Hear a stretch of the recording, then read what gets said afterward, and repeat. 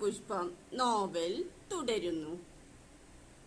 അല്ല ആലിയെ, നീ ഈ വഴിയൊക്കെ മറന്നോ? അയാളോട് ഖദീജ ചോദിച്ചു. അങ്ങനെ മറക്കാൻ പറ്റുമോ ഇളയമ്മ? കയറിയിരിക്ക്. ആലി അകത്തേക്ക് കയറി കസേരയിൽ ഇരുന്നു. നമ്മുടെ രഹനക്ക് ഒരാലോചനയുമായാണ് ഞാൻ വന്നത്, ആലി പറഞ്ഞു. രഹനക്കോ?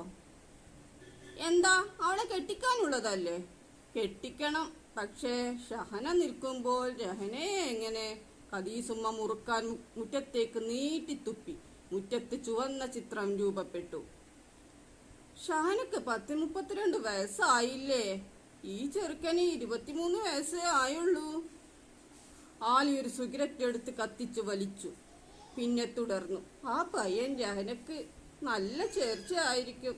ഷഹനക്ക് നമുക്ക് പിന്നെ നോക്കാം. രണ്ടാം കെട്ടുകാരൊക്കെ ഉണ്ടാകുമല്ലോ. രഹന കോളേജ് വിട്ടു വന്ന് കാപ്പിക്കുടി കഴിഞ്ഞ് തന്റെ റൂമിൽ കയറി പുസ്തകം എടുത്ത് വായിക്കാൻ തുടങ്ങി. അവിടേക്ക് ഖദീജ വന്നു. രഹന, ഖദീജ മകളെ വിളിച്ചു. എന്തുമ്മ? രഹന പുസ്തകത്തിൽ നിന്ന് കണ്ണെടുത്ത് ഉമ്മയുടെ മുഖത്തേക്ക് നോക്കി. പഠിക്കാണോ? അതെ ഉമ്മ, ഇന്ന് നമ്മുടെ ആലി ഇവിടെ വന്നീനും. എന്തിന്? അനക്കൊരാലോചനയും കൊണ്ട്. ഞാൻ പഠിക്കല്ലേ ഉമ്മ, ഷഹനാത്താനെ കെട്ടിക്കാൻ നോക്ക്.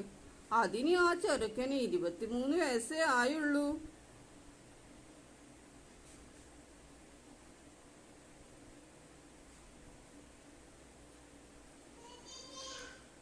നിനക്ക് ഈ കല്യാണത്തിന് സമ്മതമാണോ മോളെ? എന്തായാലും എനിക്ക് കല്യാണത്തിന് സമ്മതമല്ല മോളെ. ചെറുക്കൻ നാളെ നിന്നെ കാണാൻ വരുമെന്നാ പറഞ്ഞത്. അവര് വന്നോട്ടെ അല്ലേ? ഖദീസുമ്മ മകളുടെ മുഖത്തേക്ക് നോക്കി. വന്നോട്ടെ, വന്ന് പോയിക്കോട്ടെ. ഞാൻ ഏതായാലും അവനെ കെട്ടാൻ പോകുന്നില്ല.